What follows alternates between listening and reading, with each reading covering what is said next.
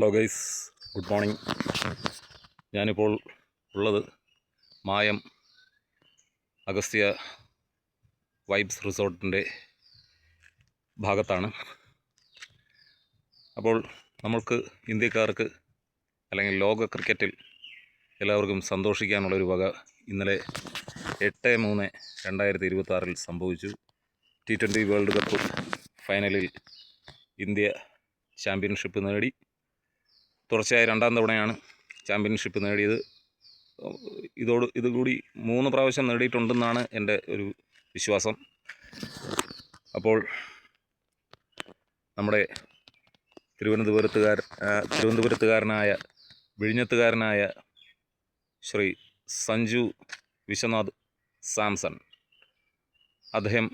അദ്ദേഹത്തിൻ്റെ മികച്ച ഇന്നിങ്സിലൂടെ, അതുപോലെ ജസ്പ്രീത് ബുംറ, അക്സർ പട്ടേൽ, അങ്ങനെ എല്ലാ ബൗളർമാരുടെയും മികച്ച കളിയിലൂടെ നമുക്ക് T20 വേൾഡ് കപ്പ് നേടാൻ സാധിച്ചു. ശക്തരായ ന്യൂസിലാൻഡിനെയാണ് പരാജയപ്പെടുത്തിയത്. അവരുടെ ക്യാപ്റ്റൻ മിച്ചൽ സാന്റ്നർ വലിയ വീരവാദമൊക്കെ മുഴക്കിയിരുന്നു. സ്വാഭാവികമാണ്, അതൊക്കെ കളിയിലുള്ളതാണ്, അതൊക്കെ ഒരു രസമാണ്. അങ്ങനെ നമ്മൾ കപ്പ് നേടി. അപ്പോൾ സഞ്ജു ഏതാണ്ടൊക്കെ തഴയപ്പെട്ട ഒരു സാഹചര്യത്തിലായിരുന്നു. ടീമിൽ തന്നെ കഷ്ടിച്ച് ഇടം പിടിച്ച ആളാണ്.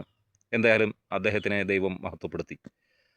അദ്ദേഹത്തിന് നോക്കൗട്ട് മത്സരങ്ങളിൽ, അതായത് quarter final, semi final, final, അദ്ദേഹത്തിൻ്റെ ഇന്നിങ്സുകളായിരുന്നു ഇന്ത്യക്ക് നെടുന്തൂണായി കിട്ടിയത്. അദ്ദേഹത്തിൻ്റെ ചുമലിലേറിയാണ് ഇന്ത്യ വിജയത്തിലെത്തിയത് ബാറ്റിങ്ങിൽ. അതുപോലെ ലോക ക്രിക്കറ്റിൽ ഒരു മലയാളി ഇടം നേടി. മുമ്പ് മലയാളി താരങ്ങളുടെ സാന്നിധ്യം ഉണ്ടായിരുന്നെങ്കിലും വിവാദമായി പറയാറുള്ള ലോബിയിങ്ങിൽ മലയാളി താരങ്ങൾക്ക് വലിയ അവസരങ്ങളൊന്നും കിട്ടാറില്ലായിരുന്നു. അതെന്തോ ആയിക്കോട്ടെ, അതൊരു വിഷയമല്ല. അങ്ങനെ മികച്ച കളി പുറത്തെടുത്ത് സഞ്ജു നമ്മളെല്ലാം ആനന്ദത്തിൽ ആറാടിച്ചിരിക്കുകയാണ്. അപ്പോൾ ഇനിയും ഇങ്ങനെയുള്ള വിജയങ്ങൾ ഇന്ത്യക്ക് നേടാൻ സാധിക്കട്ടെ. അതുപോലെ അഹമ്മദാബാദ് സ്റ്റേഡിയത്തിനുണ്ടായിരുന്ന ഒരു ദുഷ്പേര് മാറിക്കിട്ടി. ഈ ഭാഗ്യ ഗ്രൗണ്ട്, നിർഭാഗ്യ ഗ്രൗണ്ട് അങ്ങനെയൊന്നൊന്നുമില്ല. അതാത് ദിവസം നന്നായിട്ട് കളിക്കുന്ന ടീമിന് വിജയിക്കാൻ സാധിക്കും, അത്രേ ഉള്ളൂ.